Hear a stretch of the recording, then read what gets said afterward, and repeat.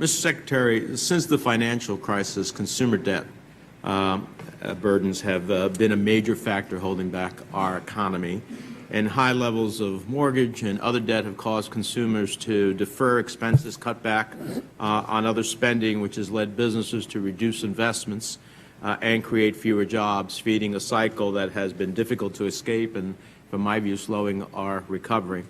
And consumers have worked hard to reduce their debt, often at great cost, but we're not out of the woods yet.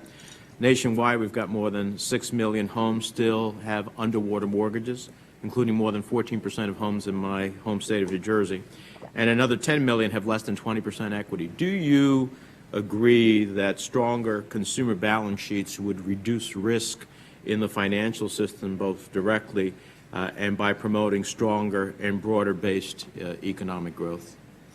Senator, I think that we've seen some considerable healing in household balance sheets. We still have problems, as you've noted, but we are in a much better place than we were before. We're actually seeing consumer borrowing in many areas going up, and one has to ask, keep an eye on that in terms of making sure that people are not getting back into trouble in some cases. I think that there are pockets that are particularly slow to recover, and that's one of the reasons why we need to make sure that we continue to use the tools we have to help underwater homeowners, and that's what I was discussing with Senator Reid. Yeah, mortgages are only one example of consumer debt. You still got significant credit card debt. You have student loan debt. Should we be considering policy actions that help consumers continue to reduce their debt burden?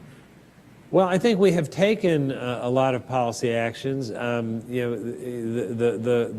not sure which of the aspects of consumer debt you're talking you about. could, for example, allow the Menendez Boxer bill to help refinance at historically lower rates and eliminate a series of barriers that exist. That would significantly reduce mortgage debt for a fair number of Americans in this country. Which we have supported. You could look at student loan. The president has talked about helping refinance student loans as a way of reducing consumer debt. Those are the type of initiatives that I'm thinking of as we talk about.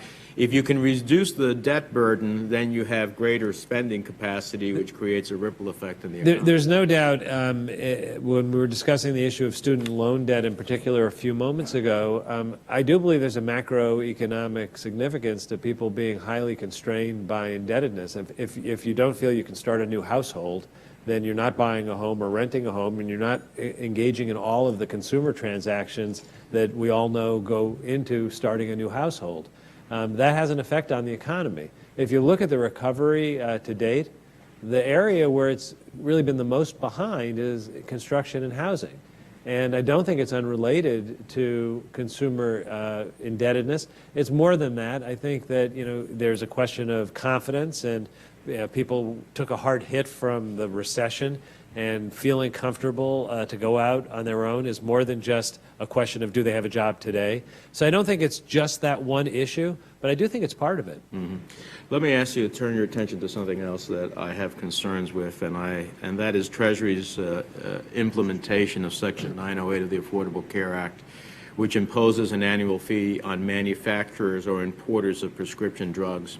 When the Finance Committee, which I have the privilege of sitting on as well, imposed the pharmaceutical fee during the ACA markup process, the congressional intent, I can tell you very clearly, was to exclude drugs used to specifically treat orphan diseases. These are diseases that obviously don't have, broad-based mainstream demands which can compensate a company.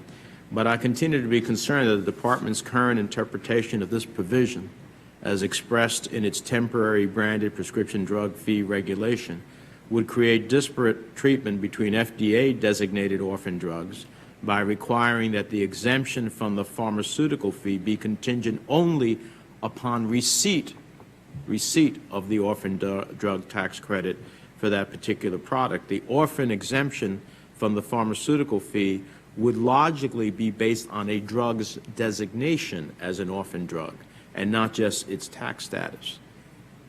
Would you agree that the most logical tax policy outcome would be to allow the exemption for all FDA-designated orphan drugs, not just those of a certain tax status?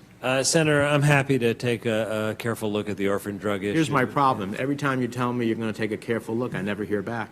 So on this and on FERPTA, since your nomination, I've been pursuing these questions, and I'd like to get a response. If you're going to give me a negative response, give me one, but I'd like to get a response. I'm happy to follow up with you, Senator. On FERPTA, we've had several conversations, and I wish I had a tool to deal with it. The legislative proposal that we've made, I do believe, is the right way to deal with it.